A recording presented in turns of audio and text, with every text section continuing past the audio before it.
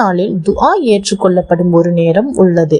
அந்த நேரத்தில் அல்லாஹ்விடம் கேட்கப்படும் துஆ மறுக்கப்படாது.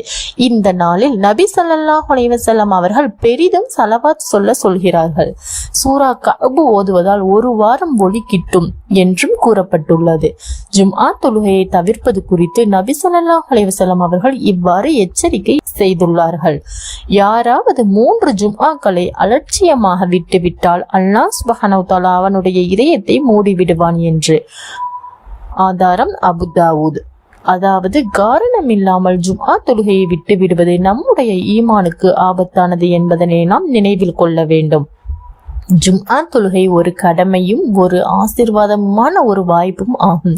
அல்லாஹ்வை நினைத்து கொண்டு நம் பாவங்களுக்கு மன்னிப்பு கேட்டு நம்முடைய வாழ்க்கையை சீராக்கி கொள்ளும் நாள் தான் ஜும்ஆவுடைய நாள். அல்லாஹ் நம் அனைவரையும் ஜும்ஆ நாளின் சிறப்பை உணர்ந்து அதனை நன்றாக நிறைவேற்றுபவர்